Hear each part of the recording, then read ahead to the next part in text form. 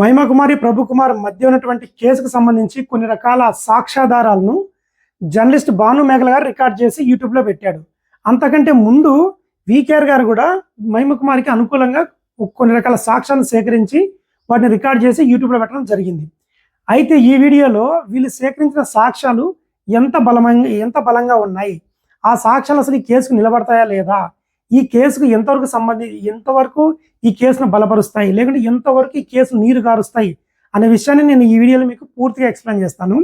ఈ video overview ఏంటంటే వీళ్ళిద్దరి మధ్య ఉన్నటువంటి కేసు ఏంటి, ఏ సెక్షన్లు వర్తించడానికి అవకాశం ఉంది, ప్లస్ దానికి సంబంధించిన ఎవిడెన్సెస్ ఏంటి, అంటే సాక్ష్యాలు ఏంటివి, ఆ సాక్ష్యాలు ఎన్ని రకాలు ఉంటాయి, వీళ్ళు తీసుకొచ్చినటువంటి సాక్ష్యాలు ఏ కోవలోకి వస్తాయి, ఆ సాక్ష్యాలను కోర్టు వాళ్ళు ఎంతవరకు పరిగణిస్తారనే విషయాన్ని నేను పూర్తిగా ఎక్స్ప్లెయిన్ చేస్తాను, వినండి. ఓకే, మహిమకుమారి మాటలను బట్టి కేసు అనేది మహిమకుమారి గారు ప్రభుకుమార్ గారి మీద ఎఫ్ఐఆర్ అనేది నమోదు చేయడం జరిగింది, ఫస్ట్ ఇన్ఫర్మేషన్ రిపోర్ట్. ఆ కేస్ స్టడీ ఏంటంటే భారత న్యాయ సంహిత సెక్షన్ 69 ప్రకారం, అంటే ఇంతకుముందు ఇండియాలో ఇండియన్ పీనల్ కోడ్ అనేది ఉండేది, 2024 నుంచి అది భారత న్యాయ సంహితగా మార్చబడింది అనమాట. కాబట్టి ఇప్పుడున్నటువంటి ప్రతి కేసులో సెక్షన్స్ భారత న్యాయ సంహితగా మనం పిలవాలి. ఈ భారత న్యాయ సంహిత సెక్షన్ 69 ఏం చెప్తుందంటే, పెళ్లి పేరుతో నమ్మకం పెట్టి ఈ పాపకు లైంగిక సంబంధాన్ని ఏర్పరచుకుంటే ఈ సెక్షన్ అనేది ఫోర్స్లోకి వస్తుంది. ఓకే, అలాగే భారత న్యాయ సంహిత 38 సెక్షన్ 4లో వచ్చేసి చీటింగ్, అంటే పెళ్లి ఆలోచన లేకుండా ఆమెతో శారీరక సంబంధం కలిగి ఉండడం. ఇవి రెండు సెక్షన్స్ ఇంచుమించు దగ్గరగా ఉంటాయి. మీకు వివరిస్తా వినండి. పెళ్లి నమ్మకంతో నేను పెళ్లి చేసుకుంటా, మన ఇద్దరం ఇంకా భార్యాభర్తలుగా ఉండొచ్చు, అంటే 2 నెలలకు కానీ 6 నెలలకు కానీ సంవత్సరం కానీ అని సరదాగా మూవ్ అవుతూ ఉంటారు, ఫ్రీగా మూవ్ అయ్యి శారీరక సంబంధం పెట్టుకున్న దాన్ని లైంగిక సంబంధము అంటారు, అంటే వాళ్ళిద్దరి మధ్య ఉందని అర్థం. ఇది వచ్చేసి చీటింగ్, అంటే పెళ్లి ఆలోచన లేకుండా శారీరక సంబంధం, అంటే కేవలం ఆమెతో సెక్స్ చేయడానికి మాత్రమే ఆ పెళ్లి అనే దాని గురించి జస్ట్ చెప్పనట్టు శారీరక సంబంధం పెట్టుకోవడం. ఈ చీటింగ్ ఏం చెప్తుందంటే, ఈ శారీరక సంబంధం అనేది ఈమె ఒక్కదాంతోనే పెట్టుకున్నాడా, లేదంటే ఇంకా 2-3 ఏమైనా పెట్టుకున్నారా అనే కోణంలో ఆలోచించి ఈ సెక్షన్ డిజైన్ చేశారనమాట. ఇది శారీరక సంబంధము అంటే. తర్వాత భారత న్యాయ సంహిత సెక్షన్ 89 ప్రకారం అబార్షన్, ఇది చాలా ఇంపార్టెంట్ అయినటువంటి సెక్షన్ అనమాట. అబార్షన్ అనేది దాదాపు ఇది కనుక ప్రూవ్ అయితే ఈ ప్రభుకుమార్ గారికి లైఫ్ టైం పడుతుంది, దాదాపు 10 నుంచి 20 సంవత్సరాలు జైలు శిక్ష పడుతుంది. ఇది సెక్షన్ పెడుతుంది. తర్వాత భారత న్యాయ సంహిత 316 ప్రకారం నమ్మక ద్రోహం, అంటే ఇంట్లో ఎవరు లేని టైంలో ప్లాన్ చేసుకొని పరిస్థితులకు అనుకూలంగా పెట్టుకొని ఆమె శరీరం కోసం మాత్రమే వాళ్ళ ఇంటికి వెళ్ళి ఆమెతో శారీరకంగా లోపరుచుకోవడం కానీ లేదంటే కలవడం కానీ జరిగితే కనుక అది వచ్చేసి చీటింగ్ కిందకి వస్తుంది. ఏది ఈ మహిమకుమారి గారి విషయంలో ఆమె చెప్పిన విషయాలను బట్టి ఈ సెక్షన్స్ అనేటివి ఫోర్స్లోకి వస్తాయి. ఓకే, ఈ 4 సెక్షన్లో కూడా, అంటే ఎఫ్ఐఆర్లో ఏ సెక్షన్లు పెట్టారనేది ఒకసారి మనం చూడాలి, ఎందుకంటే ఎఫ్ఐఆర్ అనేది ఫస్ట్ ఇన్ఫర్మేషన్ కదా, దాని తర్వాత కూడా సెక్షన్లో మార్చొచ్చు పరిస్థితిని బట్టి, తర్వాత సాక్ష్యాధారాలను బట్టి సెక్షన్స్ మారుతూ ఉంటాయి, యాడ్ అవుతూ ఉంటాయి, లేకుంటే తీసేస్తూ ఉంటారు అనమాట. ఇది కేసు యొక్క ప్రొసీడింగ్లో భాగం, కామన్ అనమాట. ఓకే, ఇప్పుడు ఈమె పెట్టిన ఈ సెక్షన్స్లో చాలా తీవ్రమైన సెక్షన్ ఏంటంటే, ఒకటి అబార్షన్, లైఫ్ పడేదే ఉంటుంది, ఇంకోటి వచ్చేసి పెళ్ళి చేసుకుంటని చెప్పి నమ్మించి ఆమెను లైంగిక సంబంధం ఏర్పరచుకోవడం, తర్వాత చీటింగ్. ఇవన్నీ ఈ 4 సెక్షన్ కూడా చాలా తీవ్రమైన సెక్షన్లు అనమాట. ఓకే, ఈ మహిమకుమార్ గారు ప్రభుకుమార్ గారి పైన ఎఫ్ఐఆర్ నమోదు చేసింది. ఓకే, అంతవరకు బాగానే ఉంది. ఎవిడెన్సెస్ ఇవి, సాక్ష్యాధారాలు ఏవైనా అడుగుతారు కదా, ఆ సాక్ష్యాలు అనేవి 4 రకాలుగా డివైడ్ అవుతాయి అన్నమాట. ఒకటి వచ్చేసి ఫిజికల్, 2 వచ్చేసి డిజిటల్, 3 వచ్చేసి మెడికల్, 4 వచ్చేసి ఓరల్ ఆర్ జనరల్. నేను ఒక్కొక్కదారి వివరిస్తా వినండి. ఫిజికల్ సాక్ష్యాలు ఏంటి అంటే, ఇప్పుడు ఆ మహిమకుమారి ప్రభుకుమార్ మధ్య జరిగిన విషయంలో ఏదైనా బట్టలు అక్కడ ఉన్నాయా, వస్తురూపకంగా బట్టలు ఏమన్నా ఉన్నాయా, లేకుంటే అతనికి సంబంధించిన వస్తువులు ఏమన్నా ఉన్నాయా, అతనికి సంబంధించినటువంటి ఏమైనా, అంటే చెప్తారు కదా బైబిల్ కానీ పెన్ను బుక్ ఇలాంటి ఏమైనా పర్సనల్ థింగ్స్, అంటే అతను మాత్రం ఎక్కువ యూజ్ చేసేటువంటివి, ఏదో ప్రేమగా ఉంగరం లాంటివి కానీ చైన్ లాంటివి కానీ ఇలాంటి వస్తువులు ఏమన్నా ప్రేమకు గుర్తు కానీ రకరకాల బహుమతులు ఇలాంటివన్నీ ఏమైనా ఉన్నాయా అని చెక్ చేస్తారు. ఇది ఫిజికల్ అనమాట. ఫిజికల్ సంబంధించి ఎటువంటి ఎవిడెన్సెస్ అనేవి కనబడలేం లేదు. ఓకే, నెక్స్ట్ వచ్చేసి డిజిటల్, ఇది చాలా ఇంపార్టెంట్.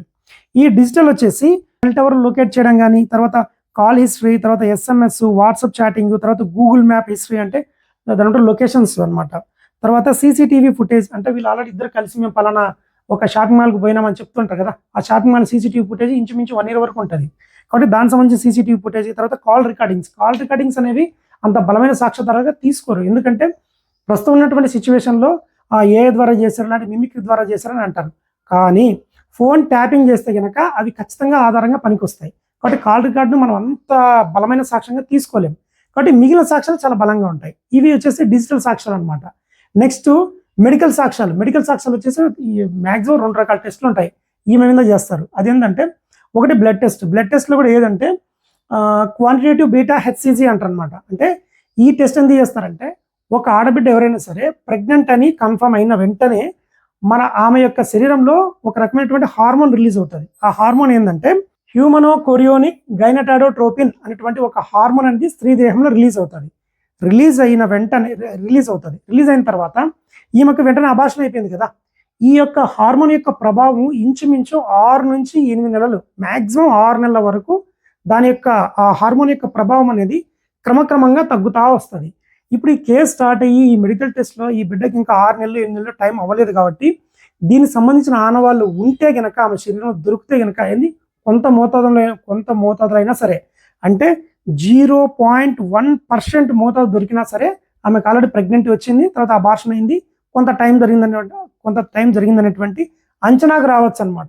బ్లడ్ టెస్ట్ అనేది చాలా కీలకం. ఇది వచ్చేసి మెడికల్ టెస్ట్. నెక్స్ట్ వచ్చేసి అబ్డోమిన్ స్కానింగ్స్. అంటే ఆమె యొక్క గర్భాశయ గోడలు ఏమన్నా కొంచెం మార్పుకు లోనైనాయా, ప్రెగ్నెంట్ కన్ఫర్మ్ అయినప్పుడు అందులో అంతర్గత స్రావాలు ఏమన్నా ఉన్నాయా, అంటే ఈ ప్రెగ్నెంట్ వల్ల ఏమన్నా అయిందా, అక్కడ ఏమైనా గాయాలు ఏమైనా ఉన్నాయా అని ఒకటి స్కాన్ చేస్తారంట. అది అబ్డోమిన్ స్కాన్స్. తర్వాత వచ్చేసి ఎటువైనా గాయాలు ఏమైనా అయినాయా, అంటే వీళ్ళు సరే కలిసామంటున్నారు కదా, ఈ గోర్ల గిచ్చుడు కానీ, లేదంటే పంటి ఘాట్లు కానీ, లేకుంటే వస్త్రాలతో సంబంధించి ఏమైనా చీరుకుపోవడం కానీ, ఇలాంటి కొట్టిన గాయాలు కానీ, గిచ్చిన అంటే గాయాలు ఉంటాయి కదా, రక్త గాయాలు అంటూ ఉంటారు కదా, ఇలాంటి ఏమైనా ఉన్నాయా అని క్లియర్గా ఎగ్జామిన్ చేస్తారనమాట. అవి డాక్టర్లు చేస్తారు. ఈ మెడికల్ టెస్ట్లో ఈ బ్లడ్ టెస్ట్ అనేది చాలా చాలా ఇంపార్టెంట్. ఈ వీడియోను ఇంతవరకు నేను ఒక చిన్న రిక్వెస్ట్ చేస్తున్నాను మీకు. ఈ వీడియోను దయచేసి వీకేఆర్ గారికి మరియు జాన్పాల్ గారికి మరియు ఈ బిడ్డ మహిమ కుమార్కి దయచేసి ఈ వీడియోను సెండ్ చేయండి. ఎందుకంటే వీకేఆర్ గారు తర్వాత జాన్పాల్ గారు ఈ కేసుకు మొదలు పెట్టారంటే దాని ఏమంటారు ఒక టపాసుకు ఒత్తిలిగిచ్చారు. దాని తర్వాత సైలెంట్ అయ్యారు. ఎఫ్ఐఆర్ ఎప్పుడైతే నమోదైందో వీళ్ళిద్దరు సైలెంట్ అయిపోయారు. ఇటువైపు ఉన్న వాళ్ళంతా సైలెంట్ అయిపోయారు. ఎందుకు ఇంకా పోలీసులు చూసుకుంటారు కదా అని. కానీ అక్కడ మనం పొరపాటు చేసేదానికి చాలా అవకాశాలు ఉంటాయి. ఎందుకంటే సాక్ష్యాలను తారుమారు చేయొచ్చేమో, ఇటువైపు లాయర్లను కన్ఫ్యూజ్ చేయొచ్చేమో, చాలా చాలా కాంప్లికేషన్స్ ఉంటాయి కదా. కాబట్టి ఎవరైతే ఇటువంటి కేసును టేకప్ చేస్తారో దయచేసి ఆ ఇద్దరు పాస్టర్లు చెప్తున్నాను, కేసును మొదటి నుంచి లాస్ట్ వరకు అయ్యేంత వరకు దయచేసి ఆ బిడ్డకి తోడుగా నిలబడండి. ప్రతి ఒక్క సాక్ష్యం విషయంలో, ప్రతి ఒక్క కేసు ప్రొసీడింగ్ విషయంలో కూడా మీరు ఇంటర్ఫేర్ అయ్యి ఏంటి ఎంత జరుగుతుంది అనేది క్రాస్ ఎగ్జామిన్ లేదా క్రాస్ చెకింగ్ చేస్తుండడం అనేది మీ యొక్క ప్రాథమిక బాధ్యతగా భావించి దయచేసి చేయమని రిక్వెస్ట్ చేస్తున్నా. ఓకే, ఎందుకంటే కేసు అనేది మనం పెట్టినంత సులభం కాదు. ఈ సెక్షన్స్ అనేవి ఎగరగొట్టడానికి ఎంతో ఈ సాక్ష్యాలు నీరుగార్చే విధానాలు ఏంటి అనేది నేను మీకు నెక్స్ట్ వీడియోలో వివరిస్తా. రైట్, ఇప్పుడు 3 సాక్ష్యాలు వివరించాను కదా. నెక్స్ట్ ఓరల్ సాక్ష్యాలు అంటే జనరల్ సాక్ష్యాలు, ఓరల్ స్టేట్మెంట్స్. ఇప్పుడు భాను మేకల్ గారు సంపాదించారు కదా, ఇది వచ్చేసి ఓరల్ స్టేట్మెంట్ కిందకి వస్తుంది. అదేవిధంగా వీకేఆర్ గారు కూడా సంపాదించారు కదా, ఇవి కూడా ఓరల్ స్టేట్మెంట్ కిందకి వస్తుంది. ఓకేనా. ఈ మహిమ కుమారి ప్రభు కుమార్ మధ్య వచ్చేసి కేసు యొక్క ఓవర్వ్యూ ఇది. అంటే పెట్టిన సెక్షన్స్ ఈ సెక్షన్స్ వర్తిస్తాయి, సాక్ష్యాలు ఈ విధంగా ఉన్నాయి. ఓకే, ఇంకోటి ఈ వీడియోను మహిమ కుమార్ గారికి ఎందుకు ఫార్వర్డ్ చెయ్యి అని చెప్పానంటే, నేను చెప్పినట్టు ఈ హ్యూమనోకోరియోనిక్ గైనటాడోట్రోపిన్ అటువంటి యొక్క హార్మోన్ యొక్క అవశేషాలు అనేవి స్త్రీ శరీరంలో దాదాపు 6 నెలల వరకు ఉంటాయని చెప్పాను కదా.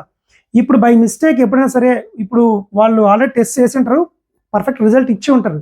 ఎందుకని మంచిది, నీకు కూడా సహోదరి చెప్తున్నాను, బయట ఎక్కడైనా విజయ డయాగ్నోస్టిక్ సెంటర్ కానీ లేదా ఏదైనా పేరు పొందిన డయాగ్నోస్టిక్ సెంటర్ కానీ అక్కడికి వెళ్ళి మీ డబ్బులు పెట్టి 2-3 డయాగ్నోస్టిక్ సెంటర్లలో ఈ యొక్క క్వాంటిటేటివ్ బీటా హెచ్సిజీ అనేటువంటి టెస్ట్ చేయించుకుని ఆ రిపోర్ట్స్ మీ దగ్గర భద్రపరచుకో. ఎందుకంటే ఒకవేళ గవర్నమెంట్ తరఫున కాదు, ఎవరైనా సరే ఇటువంటి ఈ సాక్ష్యాలను తారుమారు చేసినా సరే నీ దగ్గర నేను ఆల్రెడీ గతంలో చేసుకున్నానండి, ఇదిగో నా దగ్గర ఉన్నదని నువ్వు దాన్ని ప్రొడ్యూస్ చేయొచ్చు. ఎందుకంటే విజయ డయాగ్నోస్టిక్ సెంటర్ ఇలాంటి వాళ్ళు డేటాను మెయింటైన్ చేస్తారు, ఎరేజ్ చేయరు. కాబట్టి అక్కడ డేటా వాళ్ళ దగ్గర రికార్డ్ అయి ఉంటుంది. అది ఇంకోటి తర్వాత మొత్తం ఇండియా వైడ్ ఉంది కాబట్టి ఆ సంస్థను మీరు నమ్మచ్చు అనమాట. కాబట్టి మహిమ కుమారి సిస్టర్, మీరు దయచేసి పోలీసులు చేసిందే కాకుండా నువ్వు కూడా పర్సనల్గా పేరు పొందినటువంటి డయాగ్నోస్టిక్ సెంటర్లో ఈ విధమైనటువంటి బ్లడ్ టెస్ట్లు చేసుకొని ఆ రికార్డు నీ దగ్గర ఒక సెట్ భద్రపరచుకోవాల్సిందిగా నేను ఈ వీడియో ముఖ్యంగా రిక్వెస్ట్ చేస్తున్నాను. మిత్రులు ఎవరైనా ఉంటే ఈ వీడియో నా బిడ్డకు ఫార్వర్డ్ చేయండి. ఓకేనా. ఇంతవరకు మీకు అర్థమైందా కేసు యొక్క ఓవర్వ్యూ అనేది? సాక్ష్యాలు ఎన్ని రకాలు, ఇప్పుడు వీళ్ళు తీసుకొచ్చిన సాక్ష్యాలు ఏ కోవ కిందికి వస్తాయి అనే విషయాన్ని ఎక్స్ప్లెయిన్ చేస్తా వినండి. సాక్ష్యాలు దాదాపు 8 రకాలు ఉంటాయి. ఒకటి వచ్చేసి డైరెక్ట్ సాక్ష్యం, అంటే ప్రత్యక్షంగా జరిగింది చూసిన సాక్ష్యం చెప్పేవాళ్ళు ప్రత్యక్ష సాక్షి అంటారు. అంటే ఇప్పుడు అతను రేప్ చేస్తారనుకోండి, ఫర్ ఎగ్జాంపుల్ ఇతను ఏమైనా రేప్ చేస్తూ ఉన్నప్పుడు ఆన్ స్పాట్ కళ్ళతో చూసిన వ్యక్తి ప్రత్యక్ష సాక్షి. ఓకేనా, అలాంటి సాక్షులు ఎవరు లేరు కాబట్టి వీళ్ళు ఇచ్చినటువంటి ఈ 2 సాక్ష్యాలు దీని కిందికి రాదు. నెక్స్ట్ వచ్చేసి సర్కమ్స్టెన్సెస్, అంటే పరిస్థితులను బట్టి. మీకు ఒక ఎగ్జాంపుల్ చెప్తానండి.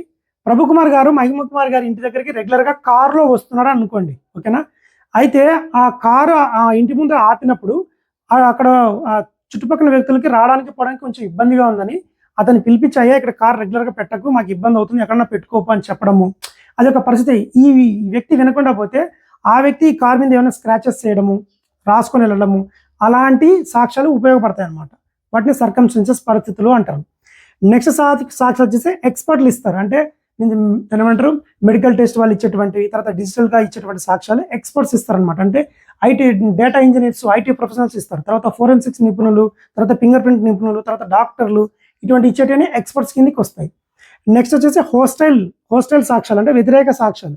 ఇవి చాలా చాలా చాలా చాలా చాలా ఇంపార్టెంట్. ఒక కేసు నీరుగారిపోవాలన్నా, ముఖ్యంగా ఆ కేసు అనేది కొట్టివేయడానికి ఎక్కువ ఉపయోగపడేటువంటి అవకాశం ఉన్నటువంటి సాక్ష్యాలు ఏమైనా ఉన్నాయంటే ఇవి హోస్టైల్ సాక్ష్యాలు. అంటే ఏంటో ఎక్స్ప్లెయిన్ చేస్తామనండి. ఇప్పుడు వికేఆర్ గారు మహిమ కుమార్కి అనుకూలంగా ఒక వ్యక్తిని తీసుకొచ్చి సాక్ష్యం చెప్పించారు కదా. ఇప్పుడు అదే సాక్షిని కోర్టులో ప్రవేశపెట్టామనుకో, అతను చెప్పి ఇప్పుడు ఇక్కడ మహిమ కుమార్కి అనుకూలంగా చెప్పారు కదా, ఆయన కోర్టుకు వచ్చిన వెంటనే మహిమ కుమార్కి వ్యతిరేకంగా సాక్ష్యం చెప్తారనమాట. మరి ఆ రోజు నువ్వు అలా చెప్పావు కదా అంటే, ఏమోనండి పొరపాటుగా ఆ రోజు నేను తాగి వచ్చానేమో, లేకుంటే వీళ్ళు ఏదో చెప్పమన్నారు, నేను ఏదో కన్ఫ్యూజ్ చెప్పేశానండి, దయచేసి నాకు తెలియదండి అని క్లిష్ట పరిస్థితుల్లో సాక్ష్యం చెప్పే టైంలో మాట మార్చే వ్యక్తులను వ్యతిరేక సాక్ష్యాలు అంటారు, హోస్టైల్స్. అలాగే ఇప్పుడు భానుమేకల గారు ఆ యొక్క సంఘ సభ్యులందరితో 30 మందితో ఈయనకు అనుకూలంగా సాక్ష్యాన్ని తీసుకొని వచ్చి డిజిటల్గా రికార్డ్ చేశారు కదా. వాళ్ళంతా కోర్టుకు వచ్చి వాళ్ళలో ఏ ఒక్కరైనా సరే ఏమోనండి పొరపాటు అండి, నాకేం తెలియదండి, ఏదో చెప్పుకుంటున్నానండి అని చెప్తే గనక ఈ సాక్ష్యాలు నీరుగారుతాయి. మీకు డౌట్ రావచ్చు, వాళ్ళు అలా ఎందుకు చెప్తారు, ఎందుకు తడబడతారు, ఎందుకు కన్ఫ్యూజ్ అవుతారు అంటే చెప్తా. నెక్స్ట్ కొంచెం ముందు వినాక ఆ విషయాలు కూడా చెప్తా. ఓకేనా, కాబట్టి నెక్స్ట్ సాక్ష్యం ఏంటంటే చిన్నపిల్లలు ఎవరైనా చూసినా సరే, అంటే బిలో 12 years or 10 years. తర్వాత ఇంట్రెస్టెడ్, ఆసక్తి అంటే ఎవరైనా ప్రైవేట్ డిటెక్టివ్ వాళ్ళు కానీ, లేకుంటే కనుక ఇన్ఫార్మర్లు ఎవరైనా ఉన్నా కానీ, ఎగ్జాంపుల్ కోసం వీకేఆర్ లాగా ఇంట్రెస్ట్ తీసుకొని సాక్ష్యాలు కలెక్ట్ చేసేటప్పుడు కొన్ని రకాలటువంటి పరిస్థితులను బట్టి కూడా వాళ్ళైనా వచ్చి కోర్టుకు సాక్ష్యం చెప్పొచ్చు. కానీ ఇదంతా ఇంట్రెస్ట్ కోర్టు వాళ్ళు తీసుకోరు. నెక్స్ట్ వచ్చేసి బై ఛాన్స్, అనుకోకుండా ఆ యొక్క పరిస్థితిలో ఉన్న వ్యక్తులను, ఫర్ ఎగ్జాంపుల్ నేను ఈ ఊరి నుంచి వేరే ఊరికి పోతున్నా, మధ్యలో వేరే వాడిని మర్డర్ చేస్తున్నాను, నేను చక్కగా చూశాను, అయ్యో నేను అనుకోకుండా చూశానండి, అతనే చంపాడండి, నేను సాక్ష్యం చెప్పాను అనుకోండి. ఇవి అనుకోకుండా సాక్ష్యాలు. మీరు చాలా కోర్టుకి వెళ్ళినట్లయితే ఇటువంటి దొంగ సాక్ష్యాలు చెప్పడానికి బయట వ్యక్తులు డబ్బుల కోసం కాసుకొని ఉంటారు. చాలా కోర్టులో నేను చూశాను. రైట్. నెక్స్ట్ వచ్చేసి అఫీషియల్స్, అంటే ఈ కేసు ఇన్వెస్టిగేట్ చేసినటువంటి కానిస్టేబుల్ కావచ్చు, సబ్ ఇన్స్పెక్టర్ ఆఫ్ పోలీస్ కావచ్చు, లేకుంటే సూపరింటెండెంట్ ఆఫ్ పోలీస్ వాళ్ళు కూడా వచ్చి సాక్ష్యం చెప్తారనమాట. ఓకే, ఇంతవరకు అర్థమైందా?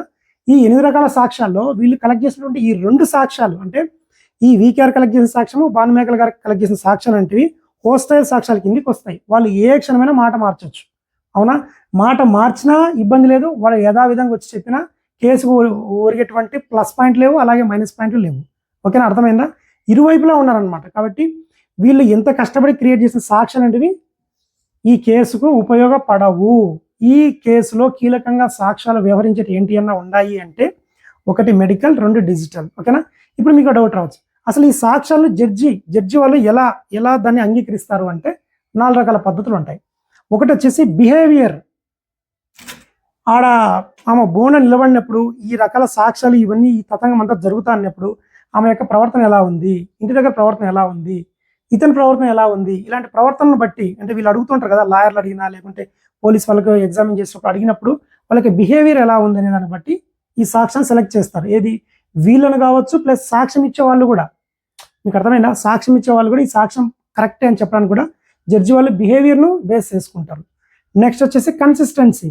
ఇచ్చిన ఇన్ఫర్మేషన్ అనేది పర్ఫెక్ట్గా ఉండాలి. అంటే ఇక్కడ పోలీస్ ఇచ్చిన ఇన్ఫర్మేషన్కు, తర్వాత ఇక్కడ ఎక్స్పర్ట్స్ ఇచ్చిన ఎవిడెన్స్కు కూడా 2 సింక్ అయి ఉండాలి. మీకు అర్థమైందా? ఇటువంటి సింక్ అయిన సాక్ష్యాన్ని కూడా కన్సిస్టెన్సీ అంటారు అనమాట. కన్సిస్టెన్సీ ఉండాలి. ప్లస్ ఈ బిడ్డ చెప్పిన దానికి, ఇతను చెప్పిన దానికి, వీళ్ళు చెప్పిన దానికి కన్సిస్టెన్సీ ఎక్కడ ఎక్కువ కన్సిస్టెన్సీ ఉంటే దాన్ని గౌరవ జడ్జి గారు కన్సిడర్ చేస్తారు. నెక్స్ట్ వచ్చేసి క్రాస్ ఎగ్జామిన్.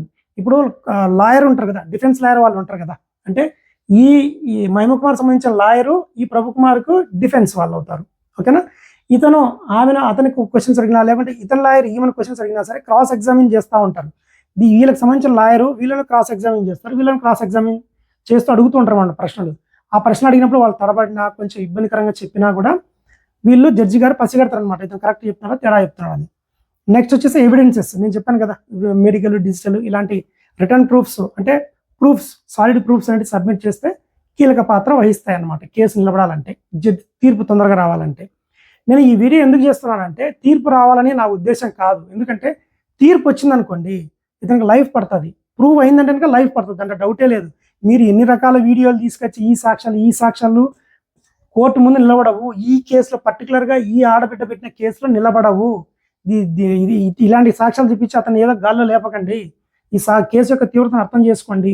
నా మాట మీకు నమ్మకం లేకుండా ఉంటే మీ కేసు సంబంధించి మీ దగ్గరలో ఉన్నటువంటి ఎనీ లాయర్, ఎనీ జడ్జ్, లేకుంటే ఎనీ అడ్వకేట్స్ మీరు పర్సనల్గా వెళ్ళి కలిసి, లేకుంటే any police officer, sub inspector of పోలీస్ను పర్సనల్గా వెళ్ళి కలిసి నేను చెప్పిన మాటలు నిజమా కాదన్సర్ క్రాస్ వెరిఫికేషన్ చేసుకొని నిర్ణయం మీరే తీసుకోండి. ఓకేనా.